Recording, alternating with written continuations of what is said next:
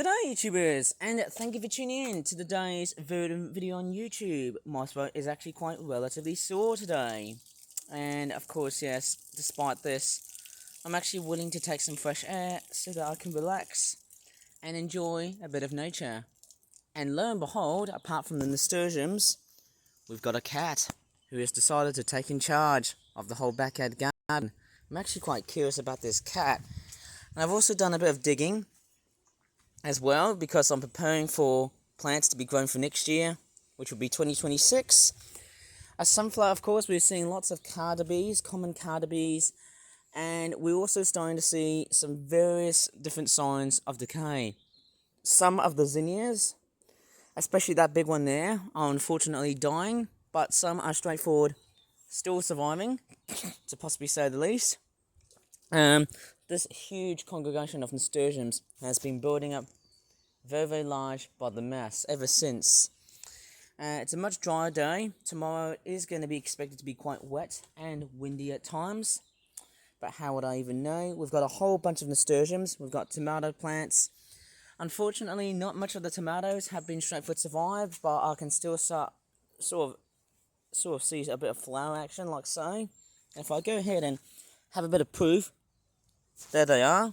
And there's also more right here as well. Like, here's some more of these as well.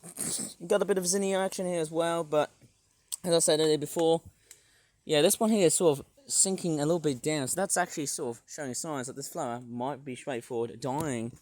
We've got more zinnias blooming somehow. It's quite a very nice feature to see. I highly recommend. Hey, it seems like that.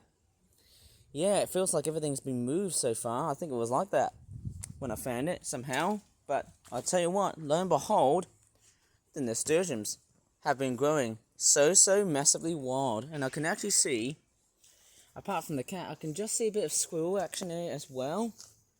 Cats and squirrels do love living together. There's the zinnia here I was talking about.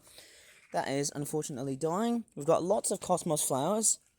I'm actually really surprised. I'm actually that cat didn't seem to be fairly interested in me.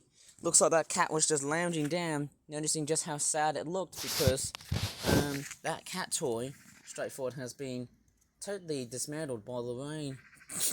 But anyways, we've got a very good source of food for the birds. Apart from the bird food, and I've also fed them with some pellets.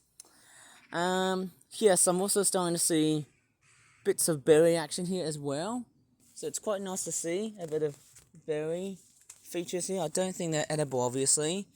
Some wild cabbage flowers, some onions, which unfortunately have not been that great so far. I've also got other plants growing on that plant pot pair as well.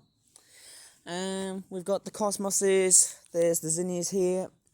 I tell you what, the bees have been straightforward, very pleased to know that I've been highly creating a backyard garden that is just filled with a mixed variety of flowers. And I tell you what, I should be very proud of what I've actually have grown. Apart from the fact that this cosmos here has unfortunately decided to sink down, which is not a great sight to see, but I can start to see a bit of that going on there.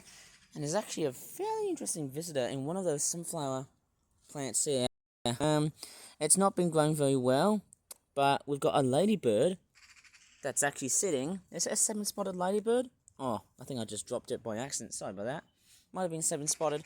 Or it could be harlequin ladybird, which I can't really tell. There's some more cosmoses here. And that's actually quite nice somehow to see a bit of cosmos action like so. And yeah, we've also got another dead zinnia. But hey, you know what? That's somehow normal for flowers like that to happen. I would somehow highly suspect that this plant is about to turn into a seed head, which I'm highly doubting. It might produce some very rich looking seeds. So yes, we've got the dead sunflower, which unfortunately it's very normal. And then we've also got some very good colourful looking nasturtiums, very fiery ones, especially the ones that appear during autumn time, which looks like autumn dead leaves. But hey, one of the best parts about the nasturtium that I've grown is that they've congregated in a massive territory. Like, they've actually spread it out from here all the way up towards here. And look at that. Look at how the nasturtiums, they have colonized obviously 2/3 of that hedgerow. That is just completely and utterly amazing. It is just so incredible to see. Another pair of zinnias. This one here might not flower this year, so I'm probably guessing it might be likely to die off. But so often as I've been growing a lot of flowers, it's been well and truly successful for a backyard garden that I've grown. And I should be very highly appreciated in the way I've done for 2025. Now, my biggest gut feeling is that most of the plants may or may not survive this year's winter, depending on how mild it is. But if it's a very cold one, well then all of them will be dying. I'm sure about that. But then, hey, you know, when spring comes back, there might be more nasturtiums. You wait and see. Either they're going to be sown all by themselves, or is it going to be me sowing by myself? I don't know. Yep. Gotta love my backyard garden. It's so beyond of how fertile it is. Just absolutely stunning. In so many ways, I can highly appreciate it. Anyways, I'm going to leave the video here. If you really enjoyed this Verdant video on YouTube, please give this video a very good like. Subscribe for more full-time videos in the future. And as always, thank you so much for watching. And bye for now.